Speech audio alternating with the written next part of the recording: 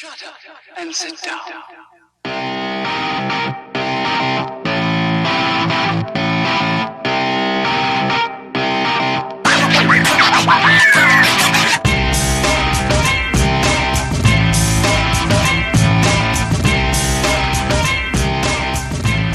Hey guys, I'm Sai and welcome to ACEcast Nation. On the channel, we've got podcast series and content on a variety of subjects, including mental health, football, serial killers, films, TV, conspiracy theories, writing, music, pretty much anything.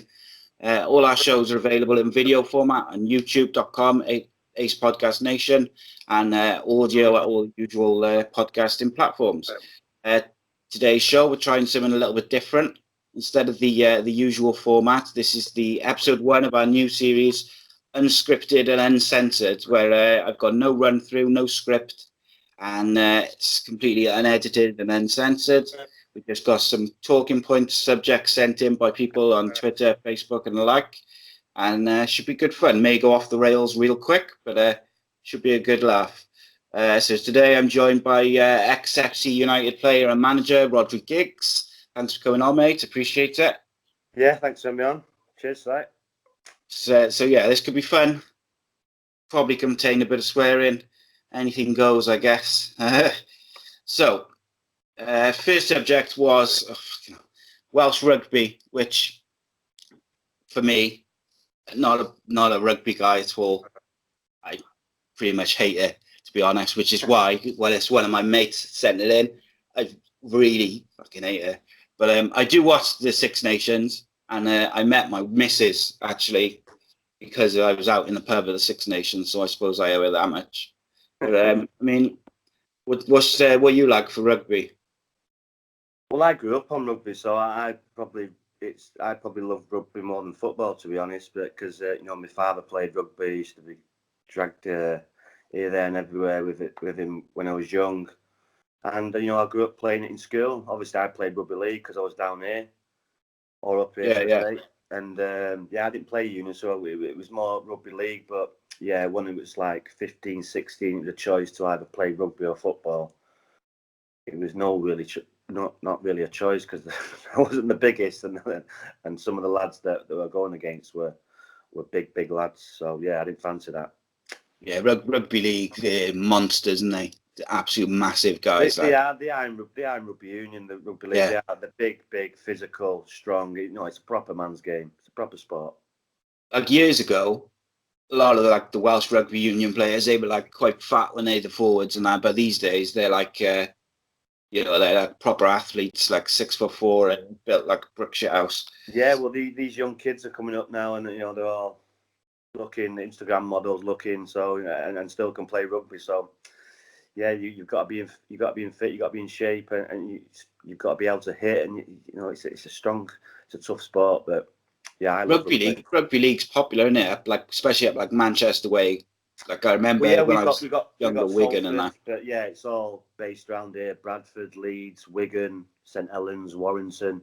All the big ones are really close in like a 10, 15, 20 mile radius.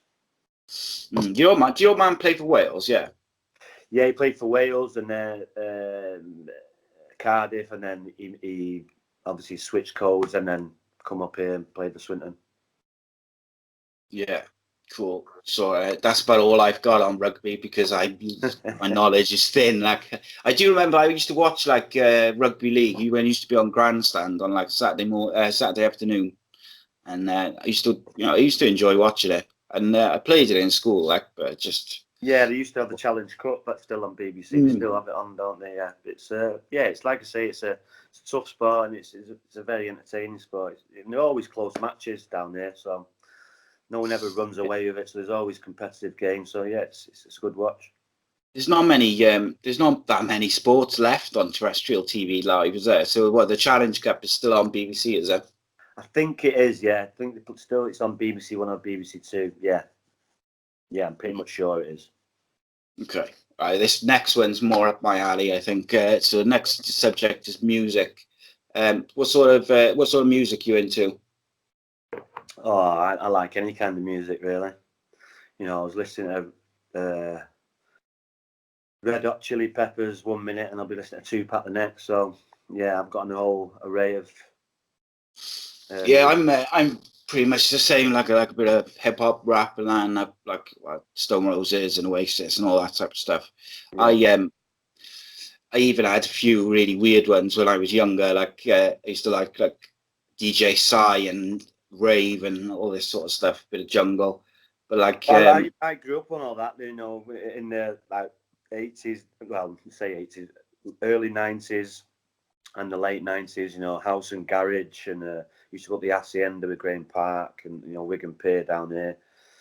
And then obviously when we was in the time of the Dream Team, we used to go to Napa, and we were living down in London. So yeah, it was. I like the house and garage as well, but like I say, I like a whole array of music. It's not just one kind. I like all kinds. yeah, I would the Hacienda. I was like, I would love to have gone there just to experience it, because obviously, like I read like books on the Roses and Hacienda and watched Yeah, films it like was. 20. All I could explain with it is just it was just no entering the place. There was no. First of all, it was like pretty scary going in the place because the doormen weren't the friendliest. So, but as you get in, soon as them doors open up, the beat that it just goes. You know, when you're in like a concert and you're next to a speaker, it's just that you can't replicate it. It was yeah, and then you see the crowd and it was just yeah, it was the best club, and you know, nothing will be ever like it again. Yeah, it's special, wasn't it? What was the atmosphere like in it, in terms of like, you know, like some places uh you go in and you can feel like the attitude and like guys pissed up and like just staring looking for a fight, or was it quite you know, Well, quite a you know, positive back in one? them days, Manchester was quite gang controlled, so Mm. they were kind sometimes moody bits, but you know, it was ultimately controlled by a gang who were on the door. So it So was they minimum. kept it pretty cool. Pardon? They kept it pretty cool then. Yeah, so you know, they basically run the place. So you know, who sold drugs there, who done whatever there, they controlled it. And Nice. it was very, you know, you'd obviously have your groups, you know, you obviously Moss Side in them days, and then there's Cheetah Mill and your Salford, but they would coexist. They obviously knew each other. Some knew each other. They obviously did business with each other, and it wasn't really doesn't really go hectic until the late 90s, and when it was proper like when it be called Gunchester. But no, Hacienda was finished by then. But no, it was quite controlled. Like I say, it was controlled by a gang, and yeah, there was one time in the New Year's Eve when someone come in and they got shut down because someone decided to spray I think it was a Mac 10 or an Uzi. So yeah, that was a New Mad, Year's Eve. That was exciting, yeah, frightening as Jesus well. Christ. But yeah, so there was it was controlled. Yeah, there was never really lots of fights in there, but it was always a good atmosphere. People having a good time. It was a big place. It was lots of dark little alcoves. You could go upstairs. You could go downstairs. You know, it had a stage. It had, as you walked into the place, I never forget, it had a big sign saying "Gold Liquid sold here," which was poppers. So Crazy, yeah. you know, it was pretty unique, and it was a brilliant place to be. Yeah, I don't think you just wouldn't get away with it these days. I don't think. No, Just, yeah, it's just, you can just imagine. Like, well, I can just imagine like just people just pilled up and just having a whale of a time, just yeah, everywhere. and it was freely in there because, like I said, it was controlled by a gang. There was thousands of people in there, and they had their own person, you know, selling whatever you could get. It's mad, isn't it? So basically, like my three favorite bands of all time is like the Oasis, the Roses, and the Doors. And I've seen Oasis a few times. Obviously, never going to get to see the Doors, but I did see the Australian Doors in Cardiff Uni when I was like a teenager, which was pretty cool. They were really good. Like, but and then obviously I was just like a little bit too young to see the Roses in Newport. I think I was only like about 12 or 13, so I sort of just missed that. And then they split up, so I kind of never thought I would ever see him. And then I saw Ian Brown a few times live, enjoyed that, but I was not, you know, not with John Squire and co. So it was a bit, just never thought it was going to happen. And then they got back together, and my brother got us tickets to go and see him in the sort of, you know, the welcome back reunion concert, whatever you want to call it. So chuffed.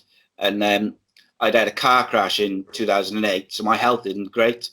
And just in the run up to the concert, my back and health was really bad, so I had to miss it.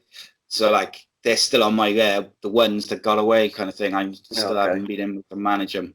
I'm sure. But, I'm sure you'll get your chance. They're always coming back together. These bands, aren't they? yeah, do you reckon, what do you reckon? Oasis back together? Very much doubt that. They seem to be getting more prickly towards each other than ever, don't they? They're bringing each other's families into it now. He's got a little kid and his wife, and so it's getting a bit personal now. So yeah, I think you don't know, do you? You never know. Yeah, I think like if it was just the two of them going back and forth in the press and whatever, they could probably get around that. But like when they started bringing each other's like doors into it and stuff, it's a bit like I think and Noel's pretty intelligent and Liam's not. So I think Noel knows how to wind him up, and Liam's, like I say, not intelligent, so just bites and just says what he wants because that's what he does. So yeah, I just don't see it getting any better. Takes the bait every time, doesn't he? He does. So okay, just to finish off on music, and what's the weirdest or like worst type of music or song you've ever been like into or liked or whatever? Ooh, weirdest. I'm not sure. When I was a kid, I used to listen to "What's the Matter with You." That was probably that one. I liked my the one song which is kind of just sticks out from all my other musical taste is I liked the Spice Girls "Wannabe" when I was younger. I love the Spice Girls when they come out. Yeah, I was kind of obsessed with the Spice Girls, and you obviously get to meet them, and it was I love the Spice Girls. I didn't go to watch them. There was Manchester, but yeah, I wish I would have gone, but no, I didn't go. But it looked a good night. I was I was a teenage boy as well. There was like a girl group of like fit girls as well. Probably helped, I think. Yeah, I wasn't teenage, but I think I was around about 18, 19. But yeah, I was. I loved the music. It was yeah. Like I say, there was something about it when it was just like they were all catchy tunes, and they looked all right too. So right, next subject, non-league football, which I would say you probably know more about than me. I never really paid that much attention to non-league football. I used to check out like the Newport scores, like just now and again. Saying that, when Cardiff rebranded, a lot of fans stopped going. I stopped going, and my mate stopped going, and he started watching Cardiff Met in the Welsh League. He goes home and away all the time, and I've been a couple of times with him, and it's different, but it feels like real football again. It reminds me of like when I used to go to Ninian Park, where like you see people and it's all really close into the ground. Obviously, with like non-league football, smaller than Ninian Park, but just like that feeling, that intimacy, which I think gets lost in like modern grounds. Yeah, you've hit the nail on the head. There's loads of clubs like that, and especially the price is going up, and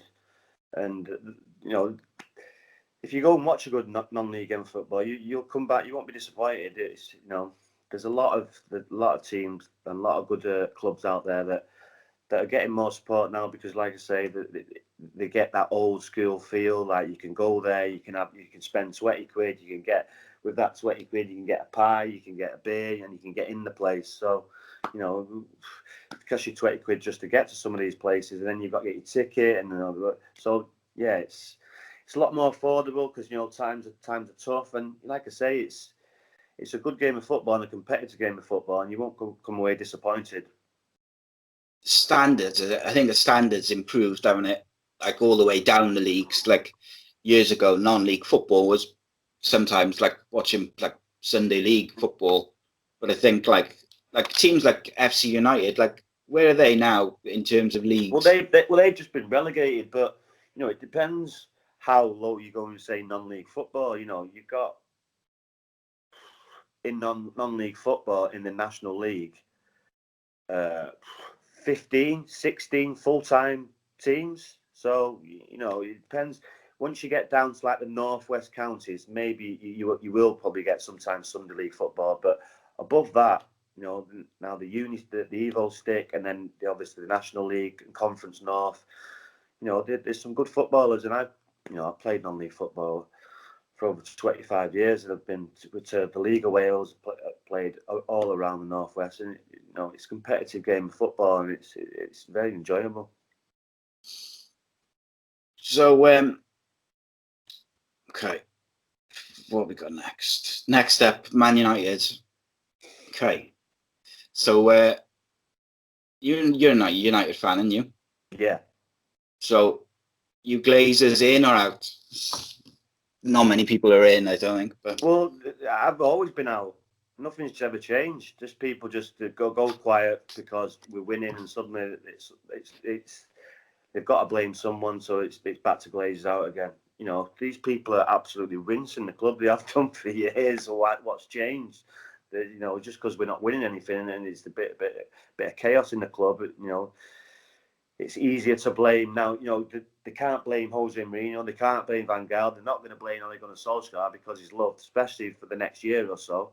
So they're the easy targets, them and Ed Woodward, and rightly so, because like I say, the rinse in the club, an absolute rinse in the club, and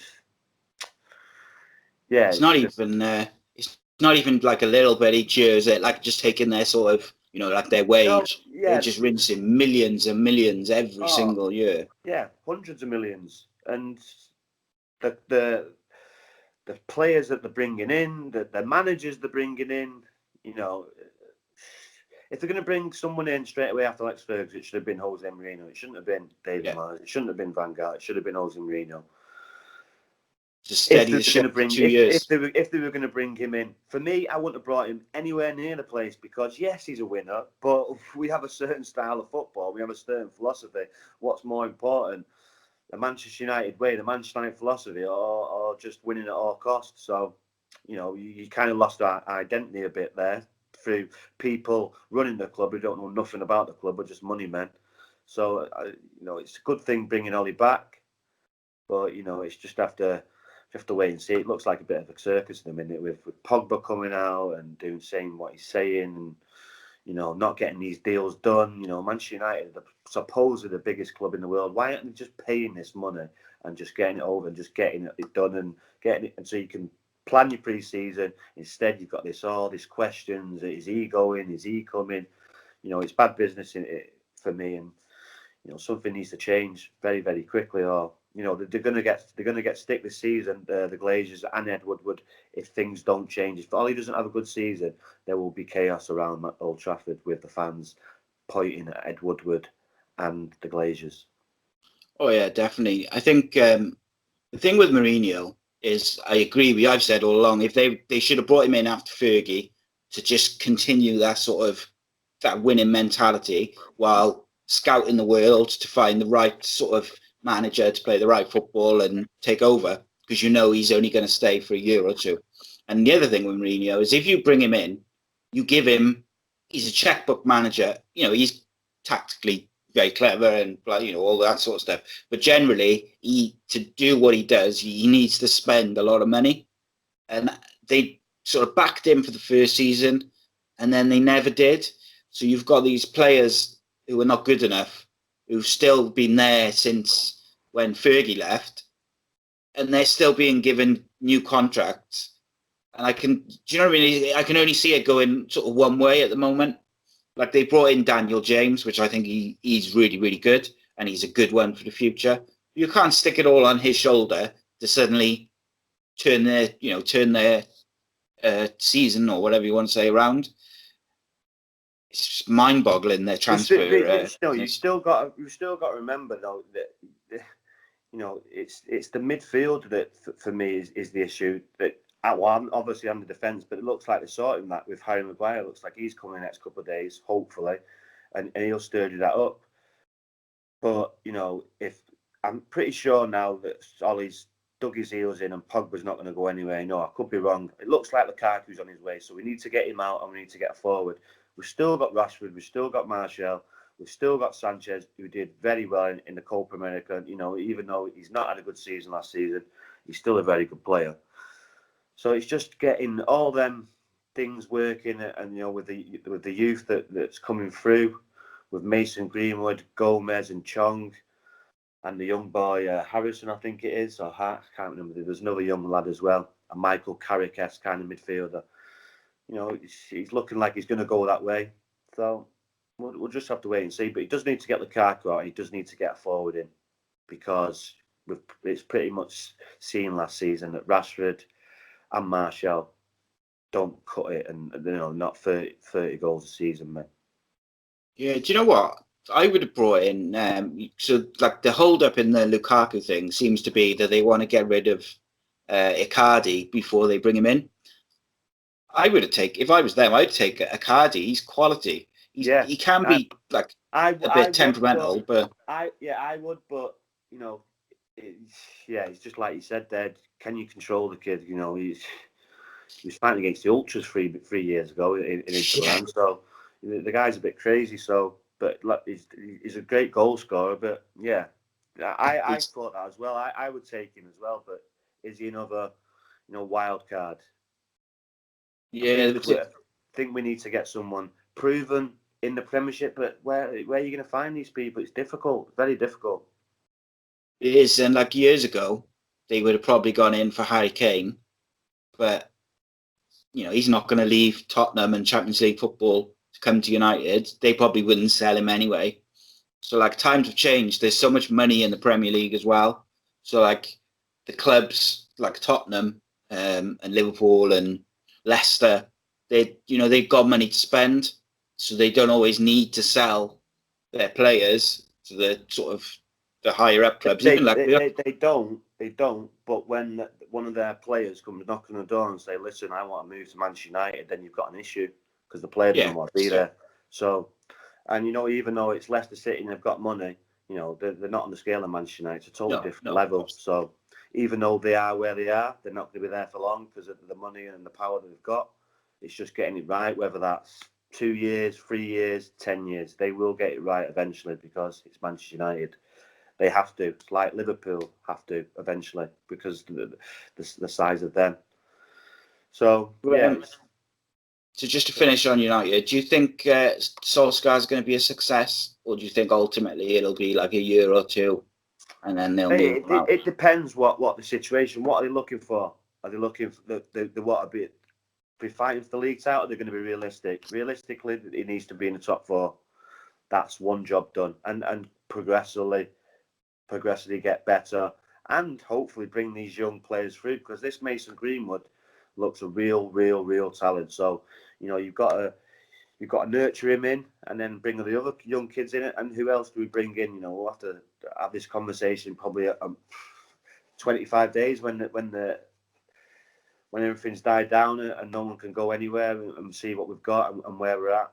But you know, I hopefully he does well, because I've met Ali. I've known him. I know he's a good lad. He's a good bloke. He's a Manchester United man, and you know, he's learned from the best. So hopefully he has a better spell than he did at Cardiff. You know, he's got better players now, so you know, it should be a lot easier. So we'll just have to wait and see. So funny you should say that, because the next subject is Cardiff. The guy didn't say whether he meant Cardiff City or Cardiff, the place. So were you born in Cardiff? Yes. So you consider yourself Welsh then? Correct. Even with the Manchester accent. Correct. I bet that throws people off though, doesn't it? Because like it does, but I've got a tattoo coming on Biff on my arm. So excellent. That's good to do. That's good. Always good to have some Welsh people on. And so like, how old were you then when you moved away from Cardiff? I was 3 and Ryan was 6 or 7. But I was born in St David's Hospital, but I lived in Ely, and then moved to Manchester when I was 3. So did you have was there like family ties up the sort of Manchester way, or was it? No, all my family live in Wales. Everyone. So So that was with your dad's rugby, was it, to move up there? Yeah. Me, my dad, my mum, and Ryan moved up, and they broke up round about when I was about 11. My dad went back to Cardiff, and me, my mum, and Ryan stayed. Yeah. So did you support Cardiff City then as well, or is it mainly just United? No, yeah, it was always Cardiff City, Salford City, and Manchester United. They were my teams. Cool. Do you think?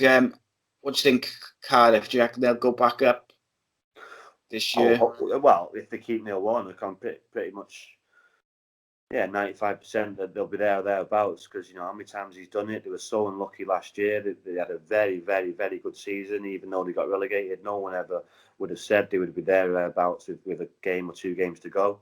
You know, they battered Manchester United in the last game of the season at Old Trafford. So as long as they keep most of the players, I 100% think they'll come straight back, and you know, hopefully they can build on that and learn from that, and hopefully stay in the league, because you know, I'd rather Cardiff be in the league than not. So yeah, it's always good with Cardiff City in the Premier League, and you know. But then again, you've got the big game next year with Swansea and Cardiff, so that'll be good. So as long as people behave, it'd be you've got that to look forward to. But yeah, you want to be in the Premier League. Do you know what? If like a lot of people I know, my mates and that, they don't go to the Swansea game anymore, because it's like a bubble trip, and you've got to go. You have police escort all the way up the motorway. The bars are closed and everything. So it's like it becomes unenjoyable, doesn't it? Yeah. Well, that's over the years that you'll know as well as I do, the trouble, and it's just just unfortunate. But then going back to like the non-league as well, one of the things I like is like you can get a beer and just go and sit in the stand and just. To be honest, the amount of times I've played, the amount of years I've played non-league football, I have never, ever, ever seen one fight in the stand. Never. And like often, like, so going back to my mate who goes around all the Welsh League, like he goes home and away, and he knows people from all the different clubs and that, just from going, because they mix, they have a beer, they chat about the game. If you're like a well-established non-league club and playing another these fans always meet each other over the years. So you create bonds and you create new friends, and it becomes that family atmosphere. And like you say, it becomes enjoyable. We're playing you in a couple of months. I'll see you. That's how it always works. And yeah, it's always been like that, to be honest. Yeah. So, okay. So the next one, which was, I guess, inevitable that it was going to come up, is like the affair, the aftermath, the advert and stuff. It was going to come up. I suppose people were going to send it in. So, like, you know, everyone knows what happened, so we don't really need to go too much into that. But like, how did you find out about that?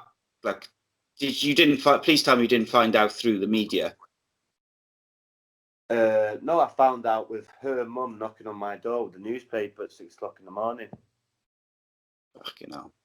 That must, like, it goes without saying, but that must have been like so horrific to go through that, to learn of it. It was kind of a weird moment, really. It was a out of body experience. It was a kind of shock, disbelief, all them kind of things, really. But you know, luckily I'm a mentally strong person, and it didn't really. It didn't really bother me that much. It probably took me about a good few years to get over it, but yeah, I didn't go off the rails. I didn't do anything stupid, like probably a lot of people think I was gonna do. So yeah, you know, people judge me, but they don't really know me. So yeah, I'm a mentally strong person, and it was fine. You know, it was basically 2 selfish people doing something that they shouldn't have been doing. I didn't do anything wrong, and it was sad, really. But yeah, I didn't do anything wrong. So it was just took a few years to get over. But now I'm, like I say, this advert was a lot. Kind of, I was over it before I did the advert, but the advert. Yeah, there's certain kind of music that I couldn't listen to, but now there's nothing that doesn't bother me. So, yeah, it was the advert was a bit of therapeutic, and I'd say it was 1-1. Yeah, the like the way I look at it is like I would struggle to deal with that and to come through it. And it sounds like you did it really well. Did you have like, like friends and family and stuff to support you? Family, no family. Every single one was behind Ryan. So yeah, they was all with him at the time. They was all most of the family in Wales. That's always been the way. So yeah, and now that they still don't speak to me. It's been 8 or 9 years on, and they still don't speak to me. None of them. So it's not something that bothers me anymore. I've got 3 children that most of them have never even met. So I always got treated differently. So I've always known that. So it's no problem. Like I say, I'm very, very mentally strong, and from the age of 11, 12, I've probably been on my own anyway. So I've grown up very, very quickly. Well, not quickly. I've always been a kid at heart, but yes. But yeah, so I had to deal with stuff. I wouldn't say grow up, but I was very streetwise and very, very knowledgeable. So yeah. But lucky enough, my mental state is very strong, and yeah, I was mentally strong. That's good though. Like I say, with no family, maybe a couple of friends helped me out. Like Will Mellor I was at his house straight after it. I went straight there. I was there for about 2 weeks. Yeah, that was a real big help. And then we went away, and yeah. But like I say, it took about 4 or 5 years to get over. But after that, then yeah, I'm good with it now. I talk about it, even though they probably don't want ever to talk about. That's their problem. I'll talk about it as much as I want, because it doesn't bother me anymore, even though it'll probably bother them. The thing is, you haven't done it. You didn't do anything wrong. Do you know what I mean? Listen, they had 8 years to think about the consequences and the repercussions. I think they've got off lightly. So and it's not over. It's not over yet. There may be some more to come down the pipeline yet. So we'll see what happens. So like people have this tendency with like footballers and celebrities or like well-known people where like just people who are on TV or in the papers, whatever, they forget that like when all this stuff's reported in the Sun and all these garbage newspapers, that the people that they're reporting on the people who are affected, like they're real people with real kids and real lives. Yeah, well, that always bugs me. Well, at an early age, from Ryan, when Ryan started football, I knew the papers talk crap. So I would always they would always get hold of you somehow with stories, and I don't know how they would get the truth or get the stories, but they'd always ask me to confirm it, and I would change it, because at an early age I knew that the stories these were putting were crap. So when they did contact me, I would give them bogus stories, and I did it for years. And because I just knew they talk crap. So they would come up with the right story, and I would change it and say, no, it's that, but it's a different colour, or that, no, it's that. So yeah, it's never ever bothered me. I knew they always talk crap, and people used to say, oh, you can't believe what you read, but yet someone else will read a paper and they'll believe it, the person that's just spouted that crap. So it's just comical, really, that people actually believe it, but each their own. Yeah, so I mean, and so many times that I've tried to go away and be like I was getting in trouble in Manchester, and I had to change something, so I went to London, and I was a estate agent. I was working there for 2 years, loved it. To date, the best job I ever had, and I've worked as a footballer, and I really enjoyed it. And then some undercover reporter stitches me up saying I'm a drug dealer, and I lose the job, and then nearly got to prison and everything, and that ends up to be that fate shake, and it was just total bogus. So yeah, it was just mad, isn't it? And that's the thing. These reporters who are looking for like gossip and stories, and they don't really take too much care about what's true and what's not. And like that affected you. You lost the job, and then obviously I moved back to Manchester because of that. And then a year later, I'm in prison. And in prison, the prison officers messed me about in jail. They put me in solitary confinement. They put me in with drug addicts, all this kind of stuff to try and like But I was just laughing at it all. They obviously think that I was just mentally weak and I was just going to break down. Mm. I was literally laughing at it all. They absolutely strip searched me outside the cell. I was laughing at him as they were doing it. So all this kind of stuff. Then they tried to transfer me somewhere else, where I should have been going somewhere else. Then where I suddenly get to somewhere else, there's someone in a camera who's had a camera sneaked in the prison trying to take pictures. All this kind of stuff. It was just all comical to me. And it's all stuff that I've had to deal with because of who my brother is. So it's something I've always had to deal with. But just laugh it off. It's just funny to me. So yeah. So what did you go to prison for? I was in a nightclub with my friend at the urinal, and a person comes next to me saying, "Are you rang?" But he says, "Blah blah blah blah blah blah blah blah." This, listen, mate, I'm just on the toilet. Just leave me alone. Keeps on blah blah blah blah. So I walk out, go to the bar, go to my drink. He continues to walk and follow me. Continues to badger me. So I say to him, "Mate, listen, we need to go." We walk out the club, down the stairs, and out the club. He continues to follow me. Fight breaks out. They two get beat up. Me and my friend go to jail. Smart, isn't it? I suppose you must have got that a lot, though, like people giving you shit in pubs and clubs. Yes and no, because not really, because the people are knocked about with. The people are knocked about with. If anyone, they would probably come off worse, because I probably knocked about with some unsavoury people when I was younger, so I didn't really get that kind of bother when I was out, because like the people I was with, so, and the people who knocked about with, so I didn't really get that. But yeah, this guy was a clown, so he got what coming to him and ended up going to prison for it. It's mad, isn't it? How someone can do that, you react, and you're the one who ends up in prison. And it's basically because you won the fight. Yeah, and I'll see the guy and he'll smile at me, and I just smile at him, and if I see him in a dark alley, I'll smack him over the head, because there's no cameras and there's no witnesses. But I'm not going to smack him in a pub full of people in a pub. But yeah, see him in a dark alley, you get slapped again. So go on, we'll talk about the advert, because it's one of the greatest adverts ever done, in my opinion. Like Paddy Power's done some really good ones, actually, to be fair to him.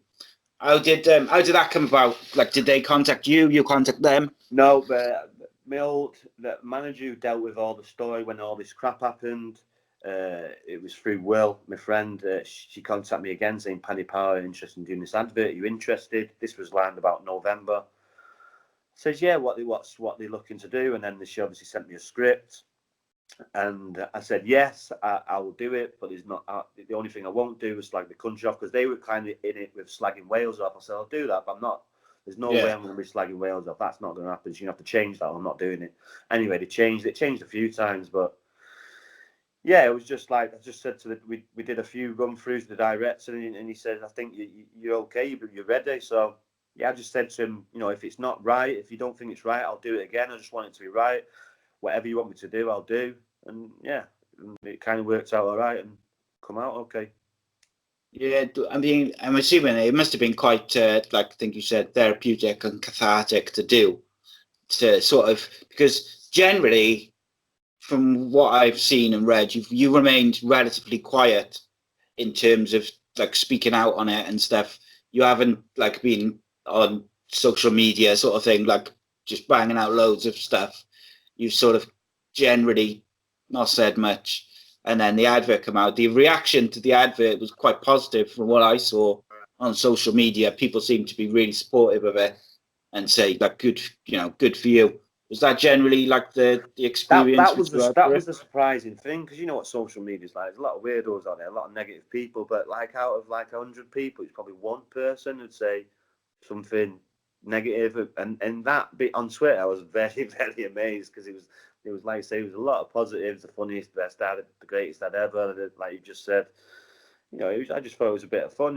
Like I said, he had 8 years to think about the repercussions and consequences, and I bet he didn't think that was going to happen. So it was a bit of fun, a bit of fun at him. He probably won't like it, but I don't give a shit what he likes. What the fuck's he going to do about it? Nothing. So, yeah, it's a bit of fun. What did like any of your your family and stuff, or anyone like contact you after the advert and sort of? No, nothing. No. One of them said, "You've absolutely overstepped the mark this time." Jesus Christ! So 8 years shagging my wife's not overstepped the mark. Fucking get off my timeline, just delete him straight away. Fucking idiot. Fucking hell. This is the kind of stuff I've got to deal with. So it's just, what he plays by his own rules. I don't play by that shit rules. I treat people the way they treat me. So if he wants to treat me like that, fine, that's fine. I can have fun like that. That comment is, to me, that is just fucking mental. Yeah, absolutely you've mental. overstepped the mark this time, big time. It was his exact words. Oh my word! And this guy is actually, he's not even a family member. He's my stepfather's brother, so he's not even a family member. So fuck him. That's madness. What? So what about your mum? Did she same deal? Same deal. What? Just didn't speak to you, or no? She spoke to me, but soon as then. When after about he said all his spiel, said all what you want to hear, but then 6 or 7 months down the line, you've not spoke to him since that conversation. So you know what? Forget this. And then I said what I had to say to the son, got paid, and since that, because I've done that, they've not spoken to me. Crazy. And you know what? That money. You've done something wrong. You know what? That money was probably gone in about that. Probably got about 60, 70 grand, and that money was gone in about 4 or 5 months. And because that money helped me heal and get me through that. Yeah, that's what I got it for. Didn't get it for anything else. Got it to do whatever I want and to heal, and that's what it did. And I'm glad I do it and do it again.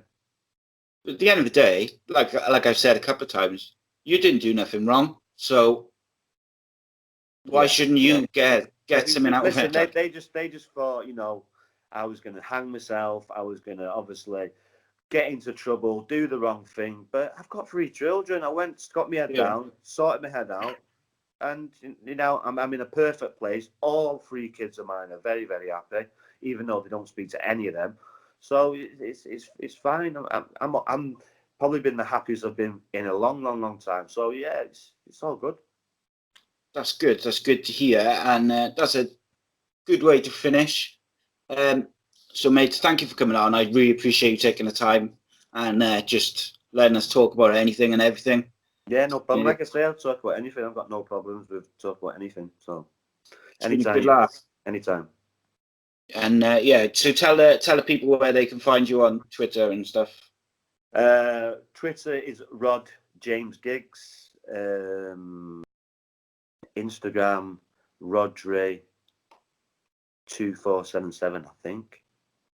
Yeah. Cool. And guys, you can find us on Twitter at ACEcast_nation and Facebook.com ACEcast Nation. All the shows, like I said, are available in video at YouTube, Ace Podcast Nation, and audio, Spotify, Stitcher, Apple Pods, all that sort of stuff. Give this video a thumbs up, give us a subscribe on YouTube, and tell us how you like the new series and format. Rhodri, cheers for coming on. Cheers, pal. Nice one. And guys, we'll see you later. Nice one. Cheers.